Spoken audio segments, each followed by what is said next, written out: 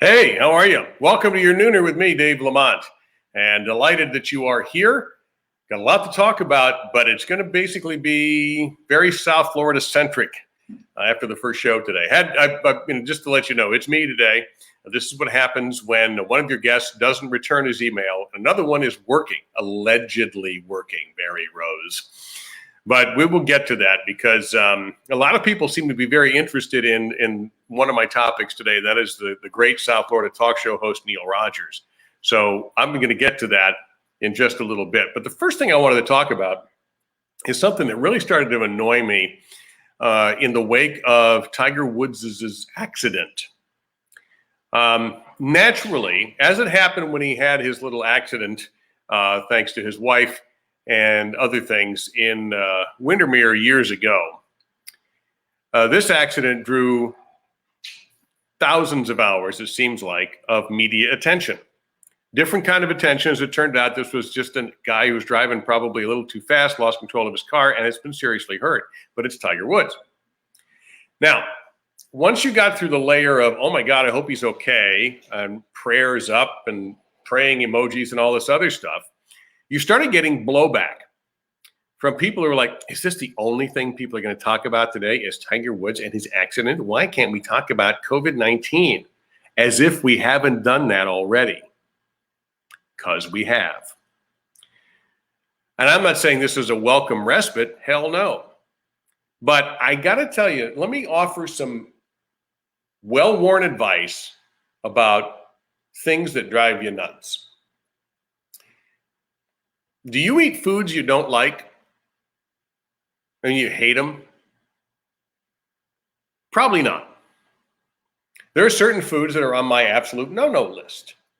You're not going to get a piece of cauliflower down my throat unless it's about that big. Celery. Why do people bring celery with chicken wings? Just bring me chicken wings. And there's others. And you have your own list of no-nos. Do you watch a television show that you don't like or listen to music you don't like on purpose? You might walk into a bar and they're playing a style of music you don't care for, or a restaurant, but you'll endure it if the rest of the evening is fun, right? I've done that a million times. Do you wear clothes you don't like? No, you find clothing that you like and you buy that and you wear that. So when you're confronted with a situation where there's, in your mind, overly saturated coverage of something, in this case, Tiger Woods, why don't you just not watch it? How about that? You know, in today's world, thanks to these and laptops and many other things, you have a ton of alternatives. You know what? I didn't watch that much coverage. I'm a big Tiger fan, and I'm very disappointed that it looks like his career is once again in severe jeopardy based on these injuries. Nor am I going to speculate on what's going to happen next because that's just a waste of everybody's time. And I'll look forward, when he finally speaks publicly to hear what he has to say. It looks like it was just a regular traffic accident, and it was very bizarre to hear that the first officer who arrived in the scene, that Tiger didn't even know how badly he was hurt. Apparently, he might have had bones sticking out of his leg. You'd think you'd know that, but he was obviously in some sort of shock. Even I know that.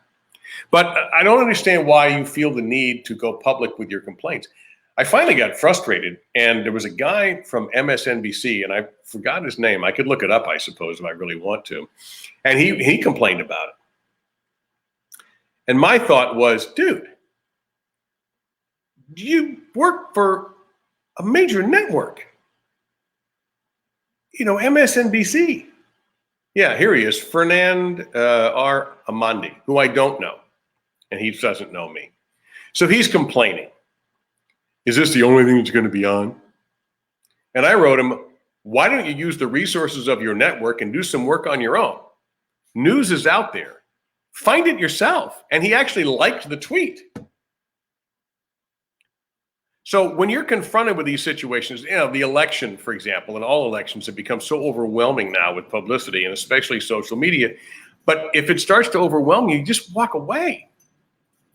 Put the phone down, or play a game, or watch television, read a book, go get a tan if you're able to, if the weather's nice. Hit some golf balls, go play tennis, pickleball, go for a walk, go for a drive, go get a blizzard. Bring me one too. Reese's, please. Rather than just immerse yourself in something that you don't want to be immersed in.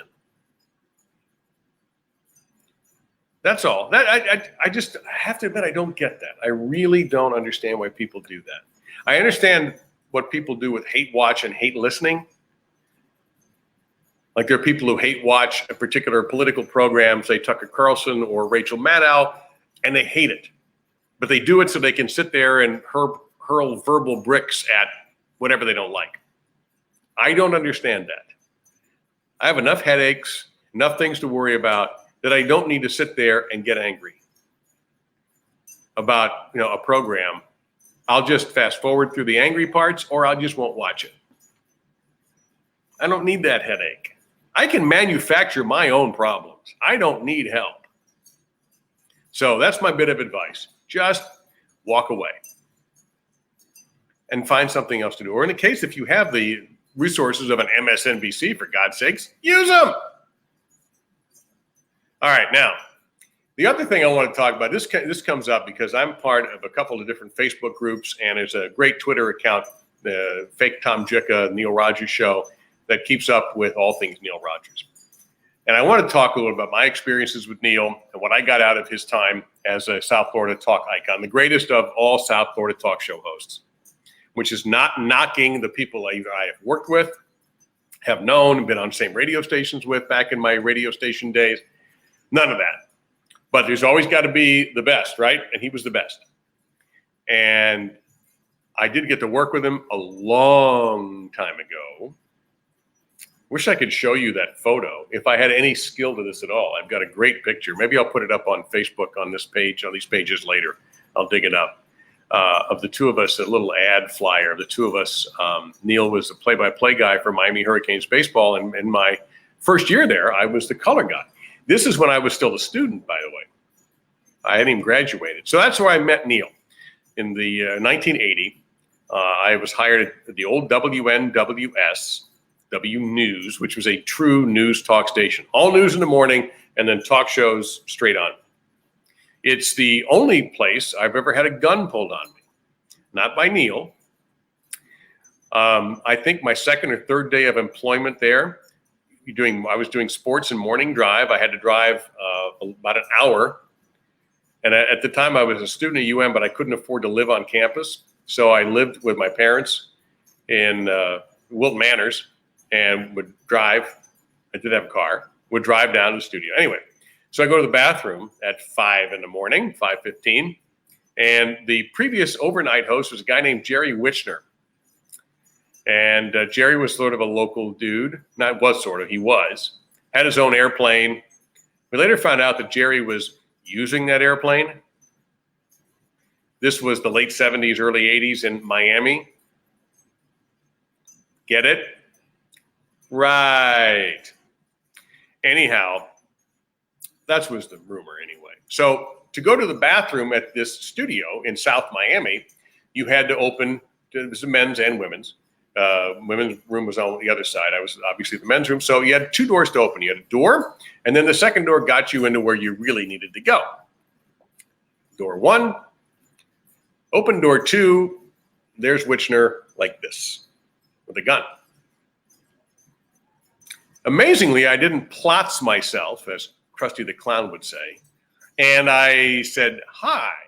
And he goes, you are? I said, I'm the new sports guy. Took over for Bob Berger. Oh, okay. He put the gun back in his briefcase, and that was the end of that. Anyway, Neil was on at night. And at the time, he did a straight talk show. He did issues. So it'd be, should we have casino gambling? Imagine the 70s, we were having that discussion. That discussion went on for 20-something years before we grew up and got casinos. Anita Bryant came out with comments that were against the gay community. Well, Neil comes out of the closet. Imagine doing that in the 70s. He did. Always issues regarding Cuba. We had the McDuffie riots. We had other race issues. In other words, we had the cocaine cowboy stuff going on, trouble with law enforcement and police, and and drug runners. I mean, it was a really bizarre place to live. Not that it's normal now, but it was even probably goofier back then. And he did all these topics. And he did these baseball games. So part of my job as the new sports guy was to do baseball with him. Now, he was the play-by-play guy. I almost never even spoke on those shows when I look back on it. But I did it for a year and a half, and I got fired in 1982 on my birthday, and I tried to use that excuse to get out of being fired, and that didn't work. But Neil, as a baseball announcer, and I just don't have anything of it. I just, you go back to those days and old things you did, and you never think about saving stuff, and so I didn't save anything. But I'm going to tell you this as somebody who likes to think he knows what good broadcasting is. And I'm telling you now that Neil was a major league level baseball announcer, that if he had wanted to pursue those opportunities, he could have done so and gotten into a team. I don't mean he's replacing Jack Buck in St. Louis or Ernie Harwell in Detroit or Vin Scully in LA, but I'm telling you, he was that good. But he didn't want to do that. We traveled. But only to the cities where he wanted to go to. So that's when I started doing play-by-play. When he didn't want to go to, say, Columbia, South Carolina, then our producer, my dear friend Big Dave Lemon, and I would pick up and go, and we'd do the games. That's where I first learned about credit cards. Not knowing that I had to buy my own ticket, the late Ron Frazier, who was the baseball coach at the time, paid for me to go to this trip to Columbia because I didn't know what the hell I was doing. I thought it was already taken care of. Not shortly afterwards, I got my first credit card. So it was a pretty wild time. And, Neil has always had an obsession with food. And Burn's Steakhouse. I can remember we had a Sunday game, rained out in Tampa. And at 5 o'clock, we were sitting in his car outside Burn's Steakhouse, waiting for it to open. We got in. Now, I forgot to tell you, the cats have not been, this is Bonnie. I think you guys met Clyde last week. This is Bonnie. Hi, sweetie. This is my grand cat. Bonnie's less of a camera hog than Clyde is. But Bonnie loves my laptop. She could be back. Anyhow, all of these things with Neil. Went to the track with him a few times. He loved harness racing was his thing. But I remember going to Axar Bend when we went to Omaha in 1981, which is Nebraska spelled backwards. That's a closed track now. It's a model track. Shy man, brilliant man, quick wit, like that. Over time, his talk show got off of issues and got into comedy, not stand-up comedy, but social commentary, observational discussions, what was going on. And he started playing these things called drops. And they were little sound bites. And he would hit them with the timing of the best comic you could ever think of. He had a rivalry with the late Larry King. Let me give you a quick aside. If you're not a South Floridian, and not a South Floridian of a certain era, Larry King's passing in this area was met with a little bit of a different reaction than it was around 49 3/4 other states in this country. Not that people were happy about it, because that ain't true. But Larry left a lot of bruised feelings and empty wallets when he left town. Okay? So Neil and he picked on each other to the point to where when I tried to get Larry King and my producer tried to get Larry King when I was hosting a show at WIOD in the late 2000s, he refused to come on because of the call letters. He hated WIOD. That's the station he used to be on. That's how serious it got. But Neil would do all these observational humors. His stuff today, he would be in big trouble for. I have thought about this, and I'm part of these Neil Rogers fan club groups, and we run by these drops, and we, it's a language of its own. I can actually communicate with people in Neil drops if I had to. There's things like no and yes and okay and others that I can't even repeat. The famous Larry King, loan me $50. There's stuff the late Jim Mandich that I definitely can't repeat. People would write parody songs for Neil. There was Boca Brian and Guitar Man. And he had, and he bounced around from different stations, ended up, and I would run into him periodically at a station. Like when he was at Zeta, I was in a different part of the building. And sometimes I would just go in and listen because he was brilliant. Today, I wonder, with his massive political incorrectness, what he could do. He would probably have to go satellite, would be his only hope, which is the Howard Stern route. Now, Neil wasn't as big as Howard Stern, but I don't know how he could have done it any other way. I can't, I'm quite serious. I can't say a lot of what he used to say because I would be even on my own little dealio here. But what he did was hilarious and brilliant and edgy. The OJ trial might have been his finest hours. Could you imagine the OJ Simpson trial if that played out today with Twitter? That'd be a level of American insanity like we've never seen before. But back then it was just, Jay Leno making fun of it on the Tonight Show and Neil was on fire during the OJ period. It's unbelievable what he could, or as they would say, unbelievable from that era. It's unfortunate that over time, of course, like anything else, he kind of burnt out. He wasn't enjoying it as much. He started dividing his time between South Florida and Toronto, basically half the year in both places. He didn't live that far from me. I could still drive by his old house. But it didn't end great. He wasn't himself. Physically, he always had problems. He was diabetic. He was always heavy. He was obsessed with dieting and obsessed with food. That's a tough combination. And I did break bread with him a few times over the years, and I know how much he loved food. He loved his gambling. He loved his track. He loved the Florida Panthers. And there, he was there in those early days. He had season tickets, and he was always talking about Panthers hockey. And, he just rarely, if ever in my life, and I like to think that I'm decent at thinking off the top of my head, but this guy was the standard of thinking off the top of your head. And then being able to incorporate some sort of sound effect. It could be as simple as a fart noise or as complicated as finding the right words that just fit exactly what he was going to say. I'll tell you another story that I know that he had a serious impact on me in my play-by-play career.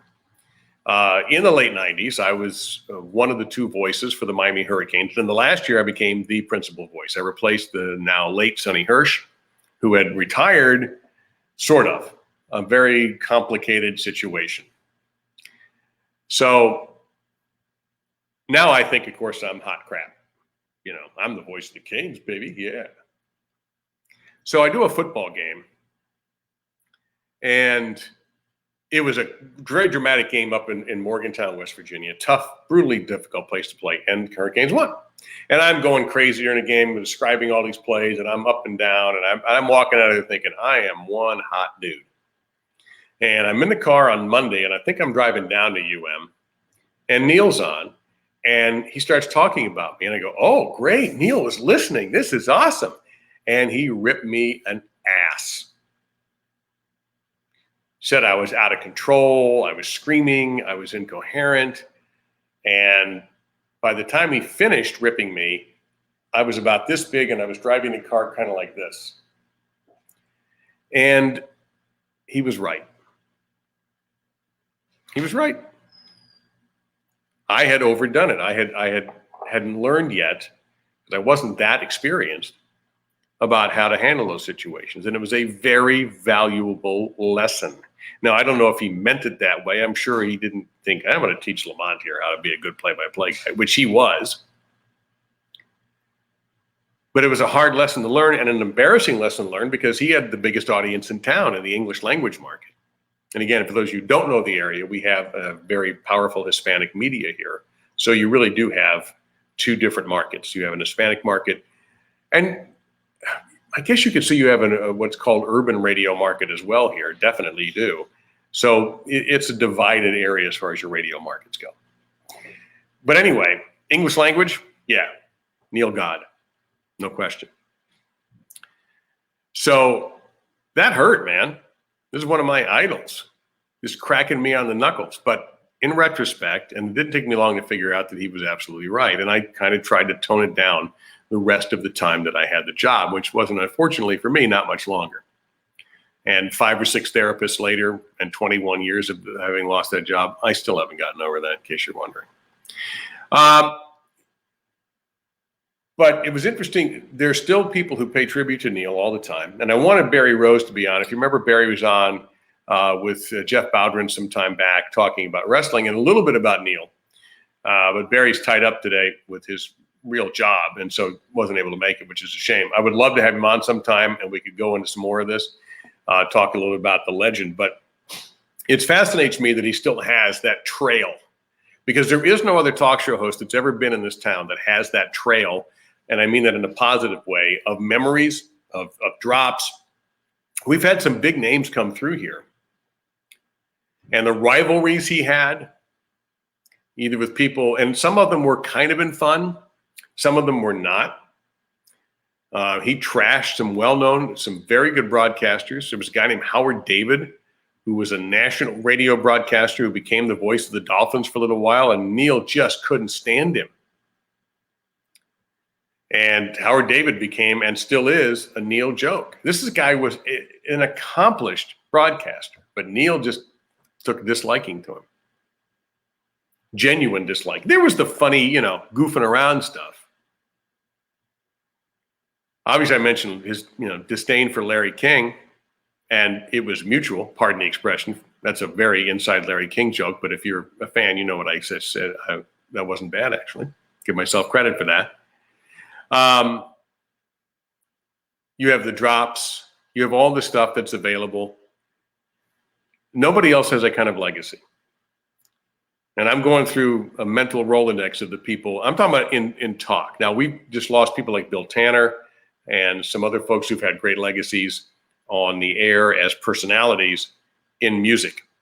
Bill Tanner wasn't a talk show host. He was a great personality and then later became a great programmer. But for talk show hosts, no. And I still miss those shows. They're available. They're out there. If you want to try them sometime, they're on YouTube. They're all over the place. Neil Rogers, Neil Rogers with no D, Rogers. But they're going to be a little dated.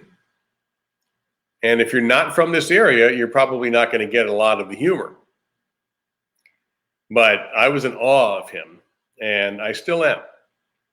So I'm happy to be part of this group of degenerates and happy to communicate in 3-word drop sentences. And Friday is the day that all the Neelies come out and we start, it's Friday, you bastards. And you write your little quotes and you move on. Some of it was childish. Some of it was just downright stupid. Some of it was a little mean-spirited and would not go over well today. And I am truly fascinated and wondering what he would be like in this environment. Same Neil. And I don't know if he could have hacked it. I don't know who would have employed him because he crossed lines that are uncrossable now. I mean, firing uncrossable. Like, whatever happened to that guy? Oh, you know what he said? Oh. So it's a great mystery. We'll never have an answer for it, and I'm glad. Let's just say he was right for his time. And I think today would have been difficult for him, and I'm glad he's not around to endure it or that we're enduring it with him because it could have been painful. But he leaves behind a legacy like none other. And I'll be honest, in the build-up to this show, when I put that out there, I got more comments about what was coming up than any show I could, not even Dolphin stuff. So that was interesting. That shows you the powerful legacy that he left behind. So it's almost the bottom of the hour, which means the bridges are going to go up. There's one. Bridge tender. Look it up. Legendary. There's some of those bits, the bridge tender one, where the guy calls in a complaint about Neil complaining about the bridges going up. And they get into this debate about the law, and the caller was just incredible. And Neil was smart enough to know when the caller was better than him. Sometimes the caller would get on there for 30 seconds and just rip him. And he'd go, yeah, best call of the day, and then hang up and laugh because he knew it was radio gold. So I miss the guy. I miss listening to him. There's not been an experience like it. And I listen to Stern, and he's fabulous, and he's changed. You know, he went from kind of this salacious, dirty, you know, I didn't like the stuff he did in New York. The stuff he's doing now on satellite, his interviews are just phenomenal. And he still has a lot of the Baba Booey stuff, you know, that doesn't appeal to me, but you got to give it up for this guy as an interviewer, and he gets the best guests. That's probably the only format, as I mentioned, Neil would have worked out in, and I don't know he would have wanted to put up with politics. That's what got to him eventually. He was very anti-management, which probably has had a little bit of an influence on me not always being pro-management type. Talent, by the way, almost never wants to be management. They just want to be talent. I know there's some guys who used to be radio guys who ended up becoming management types, music directors, program directors, but they secretly want to be back on the air. Neil didn't want any part of management, man. And he didn't want to deal with those headaches. He just wanted to do, especially as he got older, I'm coming in, I'm doing it, I'm gone. And I envy that. It's not always that easy anymore. So, salud, Uncle Neil. And thank you all for watching, and appreciate some of the comments. If I had $50, Carol, I would loan it to you, but I don't. I mean, it's to the point where I could take the last time I had a $50 bill, I took a picture of it and put it on one of those Neil pages because I didn't even have to put a caption there. So it's a nice little community of degenerates, and you know, I'm going to stick with it. I had a good debate with a friend of mine who thought, yeah, you know, you guys got to get over that. I go, no, I'm not. You can, that's fine. If you're not into it, you don't have to be into it. But to me, it's a part of my fabric as a media guy and as somebody who admired him and worked with him a long, long time ago. We were never like tight buddies or anything like that. I'm not trying to give you that impression. I think he respected me later for what I ended up accomplishing. And obviously, I've given you what I thought of him. And that's good enough for me. So again, Neil God, and that's it for today's Nooner. And I will talk to you again on Monday. Thank you. Enjoy the rest of February, such as it is, all right? And remember, loan me $50. Okay? Okay. Okay. All right. Yeah, but are you okay? All right. Okay.